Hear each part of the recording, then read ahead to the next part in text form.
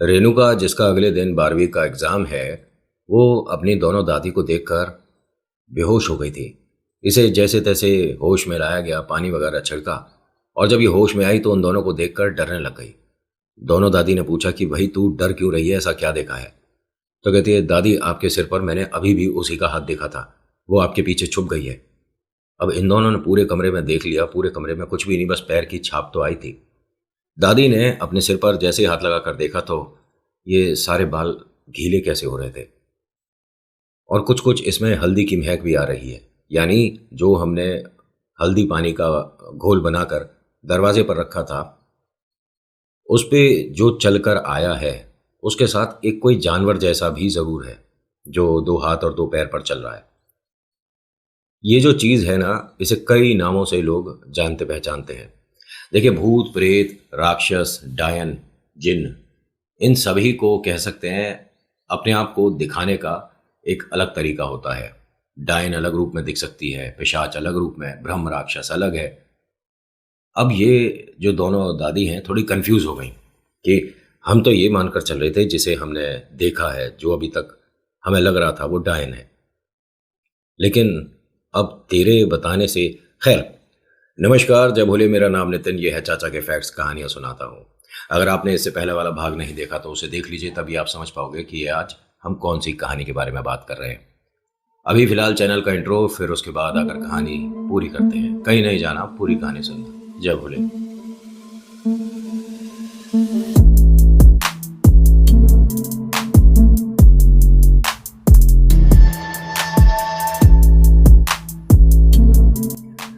आज की कहानी कह सकता हूं कि रेणुका और दादी मैया की है। दादी ने ये वाली समस्या जब हो रही थी तो कहा कि एक काम कर, ऊपर से इसके मम्मी पापा को बुला कर ला। छोटी दादी से कहा। छोटी दादी ने कहा कि अब समय ज़्यादा हो गया है, वो लोग भी परेशान होंगे, पूरा घर जाग जाएगा, और एक काम करते हैं, हम इसके साथ इसी के मतलब अपने कमरे में ही रोकते हैं। दादी ने कहा कि इस कमरे में थाली बनी हुई है, अब इस कमरे में इसको रोकना सही नहीं है। बिटिया का कल पेपर है, एग्ज़ाम देना है ना, तो इसके मन से ये डर एक वहम बनाकर निकाल देते हैं। दोनों दादी ने ये वाला प्लान इस पर आजमाया। रेणुका से कहा कि देख, ये जो हम कर रहे थे, हमने मैजिक करा था, तो तुझे वो औरत दिख गई।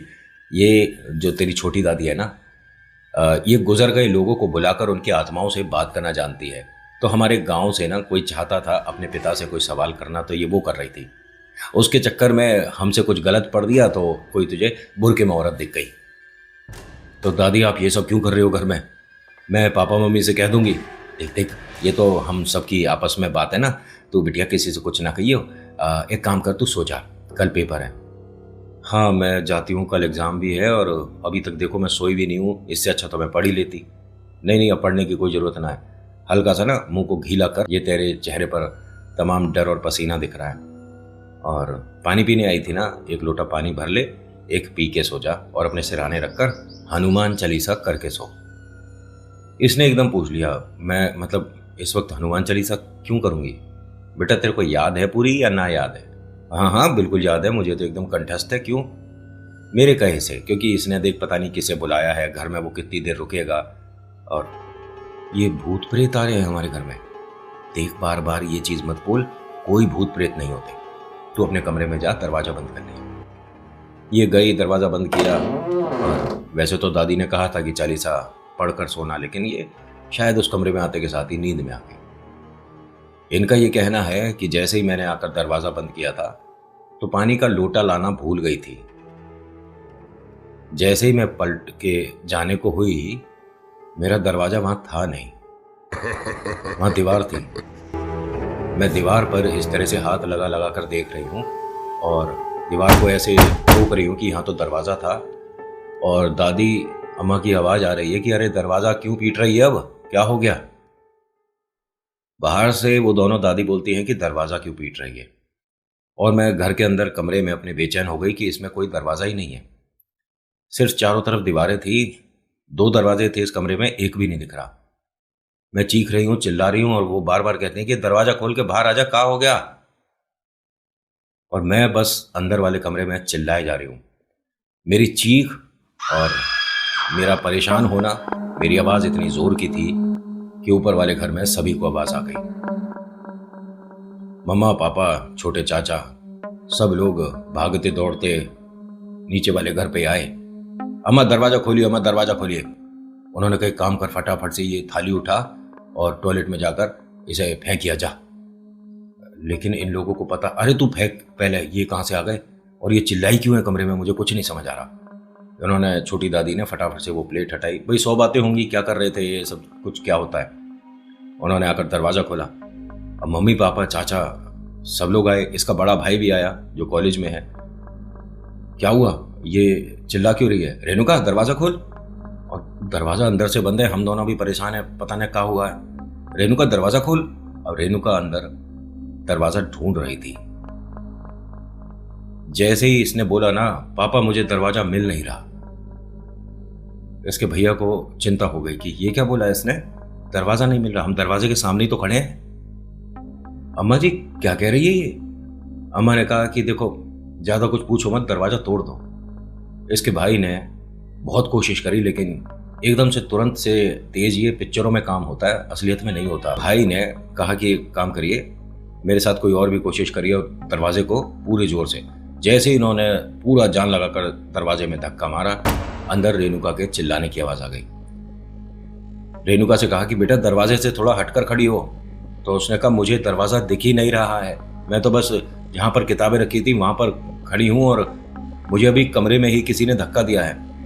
अम्मा ने कही कि देखो तुम्हें बात अजीब लगेगी, लेकिन मुझे एक छोटा सा टोटका करना होगा। अरे आप क्या सोच रही हो, क्या बोल रही हो, टोटका करना पड़ेगा? वो अंदर से पता नहीं क्या चीज बोल रही है कि उसे दरवाजा नहीं दिख रहा, यहाँ दरवाजा हम खोल रहे हैं, खुल नहीं रहा है। अम्मा ने कहा 2 सेकंड की बात है, ऊपर से भाग कर जा लाल सूखी मिर्च लेकर आ। इसका भाई, रेणुका का भाई, फटाफट भाग कर गया, रसोई से सूखी लाल मिर्च लेकर आया। अम्मा जी ने कुछ पढ़कर बस उसको सामने ही रखा है दरवाजे के, वो दरवाजा खोलकर बाहर आ गई। अपने माँ से लिपट कर रोने लग गई कि मुझे दरवाजा नहीं दिख रहा था, एकदम से दरवाजा ऐसा दिखाया जैसे कि कोहरा छट गया हो कमरे से। अम्मा ने इन सभी को कहा देखो पहले तो रेणुका को लेकर तुम ऊपर वाले घर में चले जाओ और रेणुका तू यहाँ 10-15 दिन नहीं आएगी, ठीक है? और तुम सुबह बैठकर मेरे से जरा बात करो, इस घर को लेकर कोई परेशानी है। अम्मा क्या कह रही हो? और ये तुमने अभी लाल मिर्च से क्या किया था? इसे दरवाजा पहले नहीं दिख रहा, क्या बोल रही है? इसका मतलब पेपर है। तुम्हें अब भी पेपर की चिंता हो रही है, बिटिया की चिंता ना है? हैं? नहीं, मतलब आप ऐसा क्यों कह रहे हो, बिटिया की चिंता क्यों नहीं होगी? उसने क्या बोला है सुना तुमने? उसे दरवाजा दिख नहीं रहा था, उसे कमरे में किसी ने धक्का दिया, ये सारी चीजें तुम्हें नॉर्मल लग रही हैं? रेणुका को लेकर ऊपर गए। वापस से इनकी मम्मा और बड़ा भाई आता है। पूछा कि यहाँ पर क्या हुआ था अम्मा जी, जरा विस्तार से बताओ। तो अम्मा ने एकदम सही सही और जो जो हुआ था वो बातें बताई कि हमारे इस घर में किसी डायन, जिन्न, राक्षस या कुछ भी कह सकते हो, इसका वास है। उसने अपना घर कर रखा है, जब तक इस घर की शुद्धि नहीं होगी, जब तक वो यहाँ से जाए नहीं, यहाँ घर का कोई सदस्य ना रुके तो बेहतर है। आपने देखा है किसी को? तो इन्होंने कहा कि हाँ, मेरे सिराने आकर कोई बैठी थी, उसने बुर्का ओढ़ रखा और उसने साफ बोला था कि हम इस घर में रोज आते हैं, हम बैठते हैं, खाते हैं, गाते हैं, नाचते हैं, उसके बाद चले जाते हैं, ये जगह हमारी है। और तुम्हारी बिटिया ने भी देखा है, उसने देखा था कि मेरे सिरहाने कोई एक बुर्के में औरत बैठी है जिसके हाथ पूरे हड्डियां हैं, स्केलेटन टाइप का, और इस घर में पहले पाठ होगा। तो अम्मा जी आप दोनों भी चलो आज ऊपर ही सो चल के, और इस घर में अभी कोई नहीं आएगा। अम्मा ने कहा कि अरे ना, कुछ ना, तुम जाओ जरा, हमें यहाँ कुछ पूजा और करनी पड़ेगी। तो आप दोनों क्यों कर रहे हो? किसी भगत को बुलाएंगे, वो अच्छे से मतलब बता पाएगा कि क्या करना है क्या नहीं करना है। तो छोटी दादी एकदम जब बोली है तो इनकी आवाज बदल गई कि जब मैंने कहा मैं यहाँ रुकूंगा तो किसी को बुलाने का कोई फायदा नहीं है। और ये जैसे ही इन्होंने ऐसे करा तो इनकी बड़ी दादी ने ऐसे इधर से पीछे से एकदम चुटिया पकड़ के हाथों में घुमा ली कि अब अपना नाम और बता। इसने नाम बताया अपना, तबस्सुम। जैसे ही रेणुका की बड़ी दादी ने ये चीज सुनी तो उन्होंने कहा कि एक काम करिए, आप दोनों जाओ, यहाँ मैं अपने आप बात कर लूँगी क्या है क्या नहीं है। रेणुका का बड़ा भाई और उसकी मम्मा कहते हैं कि नहीं, हम आपको ऐसा अकेले नहीं छोड़ेंगे, ये छोटी दादी को क्या हुआ है। तो ये दोबारा से हंसकर क्या कहती है कि कौन है तेरी छोटी दादी? मेरा नाम तबस्सुम है। फिर बड़ी दादी ने सवाल जवाब किए, कहाँ से आई है? तो उसने बताया कि अलीगढ़ की पटरी पर कटी थी। तुझे यहाँ कैसे आना हो गया? तो इसने बताया कि इस जगह हमारी पूरी टोली आई थी, मैं एक पूरी टोली के साथ रहती हूँ और हम सब नाच गाती हैं। तो बड़े भाई ने किया कि मतलब आप ये पूछिए कि इनको हमारे घर से क्या क्या चाहिए। तो उसने, छोटी दादी ने बेटे की तरफ देखते हुए बोला, मेरा एक जरूरी सामान मेरे घर वालों ने अपने पास रख लिया है, उसे मेरी कब्र पर डलवा दे तो मैं यहां से जाऊंगी, वरना कहीं नहीं जाने वाली। अब इसने ऐसे बोला और उसके बाद ये छोटी दादी बेहोश हो गई। बड़ी दादी ने कहा कि आप एक काम करो, दोनों जने अपने वाले घर में जाओ और बेटा तू ना मंदिर से गंगा जल थोड़ा सा रेणुका को पिला दियो, एक आध चम्मच, और थोड़ा नीचे यहाँ दे जा, इसे भी गंगा जल पिलाना पड़ेगा। आप यहाँ से चलो ना, यहाँ जब परेशानी है तो रुक क्यों रहे हो? उन्होंने कहा इस हाल में इसे नहीं छोड़ सकती और इसे लेकर हम ऊपर वाले घर में जा नहीं पाएंगे। ये भी कह सकती हूँ कि इसके साथ वो समस्या ऊपर वाले घर पर आ जाएगी। मैं इसके साथ यहीं पर रुकूंगी, तू फटाफट जा और गंगा जल लेकर आ। इन्होंने दांत भींच लिए। रेणुका को तो आराम से ऊपर गंगा जल पिला दिया था, लेकिन ये जो छोटी दादी हैं, जो कि नींद में थी, जो कि अब हंस रही थी, इन्होंने अपने दांत भींच लिए और किसी भी तरह से आप गंगा जल पिला ही नहीं पाओगे। रेणुका का ये जो बड़ा भाई है, इसने कहा कि ये छोटी दादी को मतलब क्या हो रहा है, इनके साथ बड़ी दिक्कत हो गई है। तो बड़ी दादी ने क्या बोला कि पूरी कोशिश करके बस किसी भी तरह से इसे ये जल पिलाओ और इसके थोड़े होठ खुल जाए और दांतों पर ही ये गंगा जल डाल दो। जैसे ही इन्होंने ये करा है, इन्होंने तुरंत से आंखें खोली और इस वक्त इनकी आंखें बिल्कुल सफेद थी। रेणुका की मम्मा और इनका भाई डर कर दो दो कदम पीछे हट गए कि ये क्या हुआ है, और ये एकदम सीधी खड़ी हो गई। इन्होंने बहुत बड़ा घूंघट करा और फिर दोबारा से ऐसे कहती है, कहीं नहीं जाऊंगा यहां से। अब ये चीज इन्हें समझ नहीं आ रही थी कि कभी ये महिला के रूप में बात कर रही है, कभी ये आदमी के तरीके से बात कर रही है, ये है क्या? तो बड़ी दादी ने कहा कि ये हमारे साथ अभी खेल रही है, तुम दोनों बस अब यहां से चले जाओ, मैं इसको संभाल लूंगी, कोई परेशानी नहीं होगी। लेकिन दादी आप अकेले यहाँ पर कैसे मदद कर पाओगी इनकी? उन्होंने कहा देख मैं बताती हूँ कैसे मदद होती है। मैंने इतने साल जो लोगों की मदद करी है, ऐसा भी नहीं है कि मैं इन चीज़ों से डर जाऊंगी। और तू जो भी है यहाँ मेरे सामने आकर बैठना, इतनी दूर जाकर क्यों खड़ी हो गई? तो वो बिल्कुल दादी के नज़दीक आकर बैठती हैं। इतना बड़ा घूंघट कर रखा, फिर जब घूंघट उठाया तो इनकी आंखें अभी भी दोनों मतलब पुतलियां पलटी हुई थी, वाइट थी, और दांत किटकिटा रही है इनके आगे बैठकर। बड़ी दादी ने कहा कि तू कितनी भी कोशिश कर ले, लेकिन तबस्सुम मेरे को डराने की जगह तू मेरे को अपना घर बताएगी तो मैं शायद तेरी मदद कर पाऊंगी। तो उसने कहा मुझे कहीं जाना ही नहीं, और हम सब अब यहीं पर रहती हैं।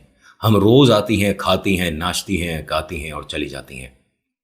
हमने किसी को कभी परेशान नहीं करा, लेकिन अगर हमें यहाँ से भेजने की कोशिश करी तो एक एक घर के आदमी को चबा जाऊंगी, तू मुझे कहीं नहीं भेज पाएगी।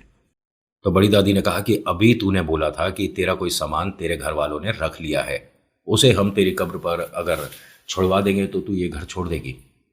तो हंसकर कहती है कि मैं झूठ बोल रही हूँ, ना मैं अलीगढ़ की हूं, ना मैं पटरी पे कटी। अब कैसे पता लगाएगी कौन हूं मैं? मेरा चेहरा कहाँ है बता। अब ये बड़ी दादी के लिए भी एक कंफ्यूज कर देने वाली बात थी। इन्होंने बहुत सारे उतारे करे, लेकिन ये बार बार खेल रही है, पलट रही है। इन्होंने कहा ठीक है, फिर तेरा इलाज भी कल सुबह हम करवाएंगे, और तू भी एक गलत घर में आ गई, ये सोचेगी, पछताएगी तू यहां पर। अच्छा, तो तू मुझे डरा रही है। दादी के सामने दांत किटकिटाती है, और जैसे ही इसने अंदर वाले कमरे की तरफ देखा तो वो दरवाजा बंद हुआ और रेणुका के चिल्लाने की आवाज आने लगी, मम्मी दरवाजा खोलो, मम्मी मैं परेशान हूं। अब ये भैया और इसकी मम्मा अंदर वाले दरवाजे को जाकर खटखटाने लग गए, अरे रेणुका दरवाजा खोल बेटा, क्या हुआ? रेणुका, दिमाग घूम गया? रेणुका कहां पर है? ऊपर वाले घर में। इसने बस उस तरफ देखा, दरवाजा बंद हो गया और जाकर उसकी मदद के लिए चले गए। अभी हंस रही है छोटी दादी। लगातार हंस रही थी तो बड़ी वाली दादी ने तेजी से अरुण मतलब रेणुका के बड़े भाई को और उनकी मम्मा को आवाज दी और कहा कि यहाँ पर आकर खड़े हो जाओ, वहां अंदर कोई भी नहीं है, उसने खेला तुम्हारे साथ और तुम उसके जाल में आ रहे हो, यहाँ पर आकर खड़े हो जाओ दोनों। अरुण और उसकी मम्मा यहाँ बड़ी दादी के सामने आते हैं, चेहरे पर तमाम पसीना, और कहते हैं कि आप पूरे घर को बुला कर लाते हैं, अकेले ये सब कुछ नहीं कर पाओगी।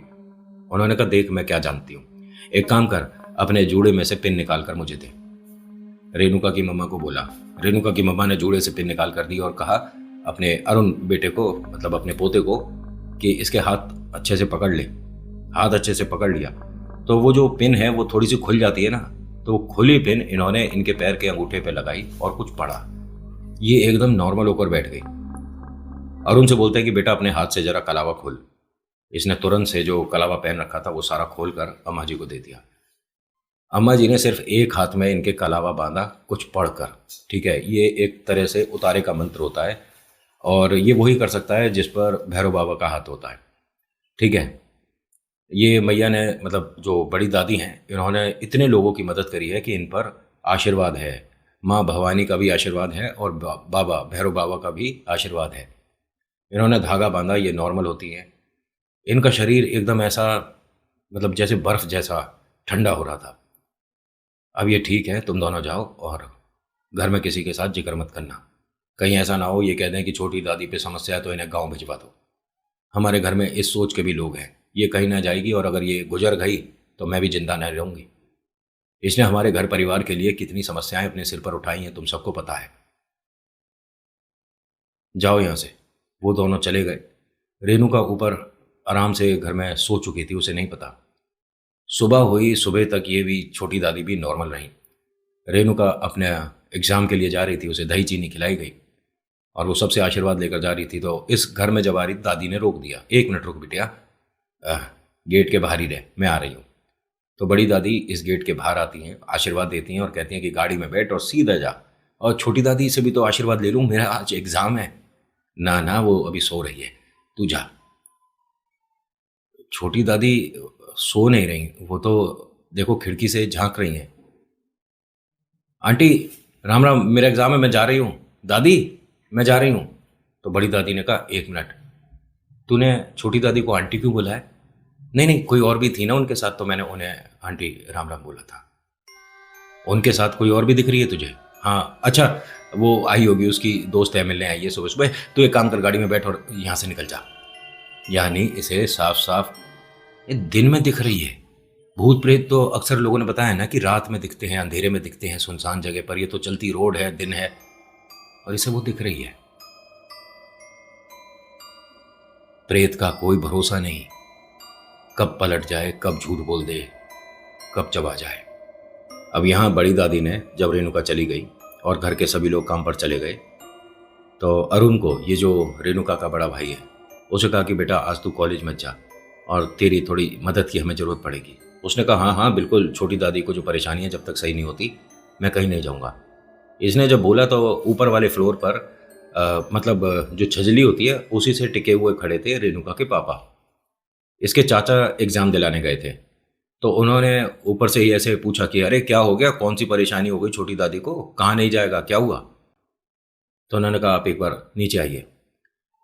जब वो आए, उन्हें सारी बातें बताई, तो पूरा घर छोटी दादी की मदद के लिए तैयार खड़ा हो गया। बड़ी दादी को देखकर ये बहुत अच्छा लगा कि मैं तो सोच रही थी कि इसे लोग घर से बाहर ना कर दें, और यहाँ पर सभी इसकी मदद के लिए आ गए। तो इनके पापा ने कहा कि सबसे पहले मैं जो भगत जी हमारे घर आते हैं, जिनसे हमने इस घर की पूजा पाठ की बात कर रखी है, मैं उन्हें लेकर आता हूँ। तो बड़ी दादी ने कहा कि देखो सुनो, जो पूजा पाठ करेंगे पंडित जी वो अलग है, जो उतारे करते हैं वो अलग हैं। तो एक मंदिर बताया कि यहीं पर एक मंदिर है जहाँ पर धागा बनाया जाता है, नज़र का धागा। वहाँ से जो पंडित जी या कोई पंडिताइन आ पाए घर पर, उन्हें बुला कर ला। अब ये सीधे गए रेणुका के जो पापा हैं और कुछ ही देर में वापस आ गए। उन्होंने मना कर दिया कि वो घर नहीं आ सकते। उन्होंने कहा है कि हम गद्दी पे ही आपका सॉल्यूशन दे पाएंगे या बता पाएंगे, उतारा या झाड़ा कहीं भी होगा तो वो यहीं से असर हो जाएगा, आप उन्हें लेकर मंदिर आ जाओ। और बहुत बड़ा मंदिर नहीं है, छोटा सा मंदिर है। इन्होंने कहा छोटी दादी को आप गाड़ी में बिठाइए और लेकर चलिए। लेकर गए तो उसने एकदम हाथ जोड़ दिया कि ये हमारे बस की बात नहीं है। इन पर तो 20-21 के आसपास औरतें हैं और ये सब बुर्के में है, मुस्लिम है। अगर इन्हें हटाने भेजने की कोशिश करी तो हो सकता है कि आपकी छोटी दादी, उन्होंने कहा कुछ ना होगा, अगर तुमसे नहीं हो रहा तो ऐसा तो है नहीं कि इसका उतारा कहीं होगा ही नहीं। मेहंदीपुर बालाजी का नाम तो सुना ही होगा। हिंदू, मुस्लिम, सिख, ईसाई कोई फर्क नहीं पड़ता। जब बाबा की गदा घूमती है तो अच्छे अच्छे प्रेत नाचते हैं। जैसे ही उठकर सब जाने लगे तो उन्होंने कहा कि आप बालाजी तक जा नहीं पाओगे। बालाजी की सीमा से पहले ना ये गर्दन तोड़ दे, थोड़ा आप ध्यान रखिएगा इनका। यानी साफ साफ बता दिया कि अगर आप कहीं किसी बड़े प्रसिद्ध मंदिर लेकर जा रहे उतारे के लिए, जहां इन प्रेतों को, चुड़ैलों को, डायनों को पता है कि हमारा उतारा हो जाएगा और हमें बांध कर बैठा लिया जाएगा, तो ये वहां तक इसे जाने नहीं देंगी। करने को हम कर सकते हैं, लेकिन कुछ चीजें जो हमें चाहिए वो हमारे क्षमता से बाहर है।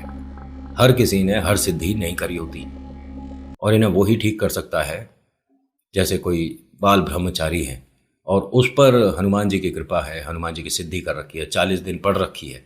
40 दिन वाली तो पता ही होगी आपको। तो वो ये मानिए 15 मिनट के अंदर इन्हें नॉर्मल करके दिखाएगा। लेकिन अगर हमारी बात करी जाए तो हमें बहुत कुछ पढ़ना पड़ेगा और उसमें भी ये सब नहीं हटेंगी। 6, 7, 8 तो मैं अभी हटा सकती हूँ, लेकिन बहुत सारी हैं इसके ऊपर। आपकी अम्मा जी जो है कष्ट में है। अब अम्मा जी को लेकर ये लोग वापस घर में आए, लेकिन ये सीढ़ी ना चढ़े और ये बार बार कहे कि मैं अपने ही घर में जाऊंगी, यहां ना चढ़ रही। खूब कोशिश कर ली। इन्हें ये मानिए कि पैरों से पकड़कर इस तरह से अरुण ने जब उठाया तो वो उठ के ना दें। और इतने भाई मतलब भारी नहीं है ये, आराम से अरुण उठाकर इन्हें अपने घर तक ला सकता है। दादी अम्मा है, क्या दिक्कत है। लेकिन वो कह रहा है कि ये मेरे से मतलब उठाई नहीं जा रही है।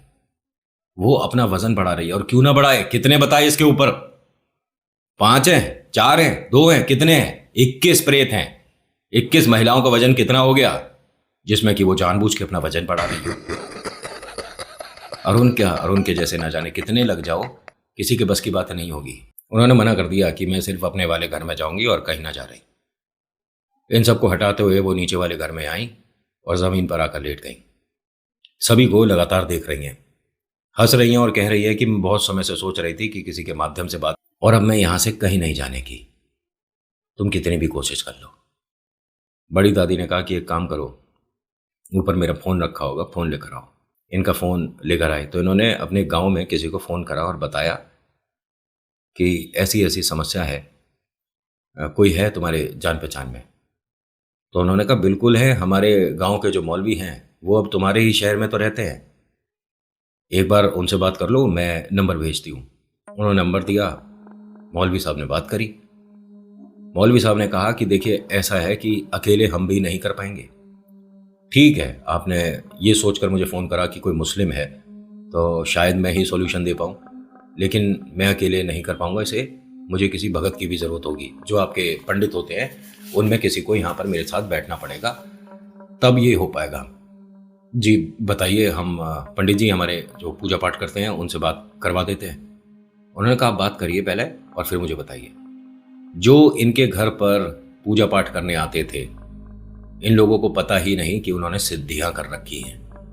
पंडित जी को जैसे ही बताया, उन्होंने कहा कि मौलवी साहब को बोलो घर पे आ जाए, मैं जानता हूँ चीजें, आप निश्चिंत रहो, परेशान मत हो। बस आप जितने कमरे हैं हर कमरे में आईना रखवा देना, और आईना बड़ा होना चाहिए, मतलब कि शीशा, मिरर, जिसमें हम देखते हैं। लेकिन पंडित जी ऐसा मौलवी साहब ने तो कुछ नहीं बताया। उन्होंने कहा आपने पूछा नहीं होगा, दोबारा बात कर लो। उन्होंने फ़ोन ऑफ करा, मौलवी साहब को फ़ोन करा कि यहाँ पर क्या आपको आईने की ज़रूरत होगी? तो मौलवी साहब ने ये बोला कि बिल्कुल सही बता रहे हैं आपके पंडित जी, या जिसने भी बताया है, आईने की ज़रूरत होगी, क्योंकि उसने अपने आप को बताया ना कि मैं नाचना गाना जानती हूँ और हम सब यहीं पर आती हैं, नाचती हैं। तो वो हो सकता है कि आपको आईने में दिखाना चाहते हो कि कितनी औरतें हैं और ये सच है कि झूठ है। अरे हमारे को कोई सच झूठ नहीं चाहिए, हमें बस हमारी दादी ठीक चाहिए, इस घर में से जो भी समस्या है वो बाहर चाहिए। उन्होंने कहा देखिए सिर्फ दादी ठीक हो पाए इस बात का तो पूरी पुष्टि कर लेंगे, लेकिन घर भी आप उसका अगर स्थान बन गया होगा तो शायद आप नहीं हटा पाओगे। उन्होंने कहा क्या बोल रहे हो आप आ जा सकते हो? उन्होंने कहा बिल्कुल आ सकते हैं, और हम आपके घर से ज़्यादा दूर नहीं है, तो 1 सवा घंटे में हम आपके घर पर आ जाएंगे। अब इन्होंने पंडित जी मौलवी दोनों को बुलवा लिया कि आप 1 घंटे के अंदर दोनों आ जाइए। अब ये सभी लोग इंतज़ार कर रहे थे। यहाँ पर एकदम से अरुण जो है वो क्या बोलता है कि मुझे किसी काम से जाना है, मैं चलता हूँ। अरुण के पापा भी थोड़ी देर बाद मुझे फैक्ट्री जाना था, मैं चलता हूँ। यहाँ धीरे धीरे सब लोग जा रहे थे, और ये जो छोटी दादी हैं वो बोल बोल कर कुछ हंस रही थी, मुस्कुरा रही थी। जैसे ही अरुण की जो मम्मा है वो भी जाने लगी, तभी बड़ी दादी ने हाथ पकड़ लिया कि देखो, ये तुम्हारी छोटी दादी को अकेले कर रही हैं और तुम सब धीरे धीरे करके जा रहे हो। मैं अकेले संभाल नहीं पाऊंगी। पंडित मौलवी जब तक नहीं आते जब तक तो रुको। इनके बेटे को फ़ोन करा गया कि तू जो भी काम है ना, तेरा कितना भी ज़रूरी काम है वो सब छोड़, यहाँ दादी के पास आ। फिर अपने हस्बैंड को फ़ोन करा। जो छोटे चाचा गए हुए थे बिटिया को एग्ज़ाम दिलाने, वो भी वापस आ चुके थे। अब इस घर में छोटी दादी के लिए कम से कम 5-6 लोग तैयार खड़े हैं कि हम किसी भी तरह की प्रॉब्लम नहीं होने देंगे। इन सब ने देखिए अपने संतुष्टि के लिए, या कह सकता हूँ कि जब डर लग रहा हो तो आदमी कुछ ना कुछ तो करेगा, तो इन सभी ने हनुमान चालीसा पढ़नी शुरू कर दी। जब इन्होंने इस तरह से शुरू करा तो छोटी दादी ने ये इस तरह से कान बंद करके हंसना शुरू कर दिया। तभी यहाँ पर सबसे पहले मौलवी आए।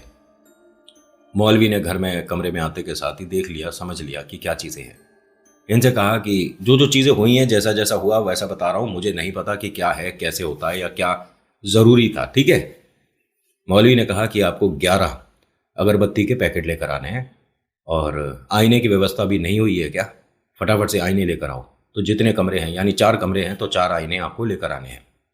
अब ये बाज़ार से फटाफट से जो अरुण है शीशे लेकर आया, 11 अगरबत्ती के पैकेट लेकर आया। तो उन्होंने कहा किसी भी कमरे में कीला ठोक कर ये आईना मत लगाना, ज़मीन पर रख देना जिसमें दरवाज़ा दिख रहा हो, समझ रहे हो? दरवाजे की तरफ मुंह करके रखना, दीवार से लगाकर, कि जो भी दरवाजे से आएगा उस शीशे में दिखेगा। इन्होंने ऐसे ही करा, जो जो बताया जा रहा था वो कर। फिर यहाँ पर थोड़ी देर बाद पंडित जी भी आ गए। पंडित जी ने आकर मौलवी से बातें करी। इन दोनों ने बताया कि क्या क्या चीज़ दिख रही है इस कमरे में, और इस घर के अंदर आने में ही पता पड़ गया था कि कोई एक स्थान इन्होंने बिल्कुल से अपना बना रखा है। उस जगह पर इनका रोज का आना बैठना, खाना, या ये सब कुछ था। पंडित जी ने पूछा कि ये घड़ा किसने रखा है यहाँ पर? तो बड़ी दादी ने बताया कि हम ही दोनों लेकर आई थी। अम्मा ये घड़ा हटा लो यहाँ से, ये किसी का स्थान था, और यहाँ पर देखो कुछ आपको दिखेगा, घड़ा हटाओ। तो घड़ा ना एक वो होता ना टायर स्टूल, उस तरह का, मतलब एक लकड़ी का स्टूल, उसके ऊपर टायर रखा हुआ था और उस पर घड़ा रखा हुआ था। इन्होंने ये जैसे ही सब कुछ सरकाया तो टायर के नीचे इतने कीड़े, इतनी गंदगी, और इन्होंने कहा हमने कल रखा है और एकदम साफ रखा था, ये सबको बाहर रख दो, और ये जो लकड़ी का छोटा सा स्टूल है ना, इसे बाहर ही रखकर इसे तोड़ देना। तोड़ने के बाद लकड़ी को इधर उधर कहीं भी मतलब कूड़ेदान जो कहीं पर हो वहाँ फेंकना, घर में मत ले जाना। इन्होंने जब ये लकड़ियाँ तोड़ी हैं तब ये यहाँ पर चिल्लाने लग गई, जो छोटी दादी है, तुम्हारी समझ ना आ रही है, एक बार मैं समझाया था, समझ नहीं आ रहा है, और तू क्या कर रहा है यहाँ पर? मौलवी को देखकर बोला, तू क्या कर रहा है यहाँ पर? तुझे किसने बुलाया? तो मौलवी ने कहा कि भाई हम भी हालचाल पूछने आए थे, हमने सुना है कि तू बहुत ज़्यादा जिद्दी है और तूने मना कर दिया कि कहीं नहीं जाएगा, एक बार हम भी तो देखें। तो जो पंडित हैं, पंडित इनके दाएं और मौलवी इनके बाएं बैठ गए। इन दोनों ने अपनी अपनी पूजा और दुआ जो भी कर रहे थे सब शुरू करी। दादी ने गर्दन घुमा दी। एकदम से पंडित जो बैठे हुए थे उन्होंने रोक दी, वरना तोड़ दी थी। मौलवी साहब ने कहा कि एक कोई घर का इनके बैठ जाए और इनकी गर्दन पकड़ लो, दोनों कान के पास से इस तरह से सिर पर हाथ रख लो, इनकी गर्दन घूमनी नहीं चाहिए, ये पूरी कोशिश करेगी घुमाने की, ठीक है। मौलवी ने जब ध्यान से देखा शीशों के अंदर, तो उसके अंदर 8-9 औरतें ऐसी थीं जो कि बुर्के में थीं, बाकी कोई सी भी नहीं थी। पंडित और मौलवी ने दोनों ने ये चीज़ शीशे में देख ली थी कि यहाँ पर कुछ तो हैं औरतें जो कि बुर्के में हैं और बाकी औरतें बुर्के में नहीं हैं, और ये धीरे धीरे अपनी फ़ौज को यहाँ पर बुलाती जा रही है। पहले जितने थे उससे ज़्यादा होते जा रहे हैं। शीशे में ये देख रहे थे तो एक के बाद एक औरत यहाँ आती जा रही थी। अब ये मौलवी और पंडित ने अपनी ज़िंदगी में पहली बार देखा था कि किसी पर इतने प्रेत खेल रहे हों और वो जिंदा बचा हो। दादी परेशान होनी शुरू हुई। इनका मतलब ये कह सकते हैं कि जो शरीर है वो ऐसा सूखने लग गया। इनके चेहरे पर तमाम मतलब देखिए उम्र दराज तो हैं, ठीक है, दादी अम्मा हैं, उम्र है, लेकिन एकदम से इतना ज़्यादा इन पर जो फ़र्क आ रहा था। एक चीज़ नोटिस करी अरुण ने कि इनके पैर के नाखून बहुत बढ़ गए। एक पैर का नाखून मतलब अंगूठे का भी और चारों उंगलियों का भी वो एक्स्ट्रा बढ़े हुए थे। बड़ी दादी ने देखा कि अ, पंडित जी ये क्या हो रहा है इसके साथ? मौलवी साहब ये क्या चीज़ है? उन्होंने कहा ये एक तरह से आप दोनों ने ईश्वर की जो पूजा करी है उसका फल मिल रहा है। ये बच रही है, इसके जो कष्ट हैं नाखून पे आ रहे हैं। एक काम करिए, इसे हटाइए, नेल कटर मंगवाइए फटाफट से। नेल कटर मंगाया गया और फिर नाखूनों को एक एक कमरे में डालकर जलाया गया। इनका ये कहना है जैसे जैसे ये काम कर रहे थे ये वाला कि नाखून इनके पैर से काट कर जो जलाया गया है, ऐसे ऐसे दादी नॉर्मल हो रही थी।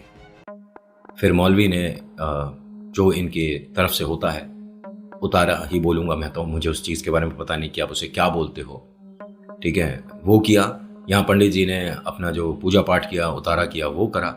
और इन दोनों ने ना जाने कैसे, एक दोनों का बिल्कुल सेम कैसे बैठा मुझे नहीं पता, दोनों ने एक एक पोटली बनाई और दोनों ने एक जगह बताई कि वहां पर जाकर किसी भी घाट पर, ठीक है, या किसी भी कब्रिस्तान के बाहर आपको ये छोड़कर आनी है और पलट कर मत देखना।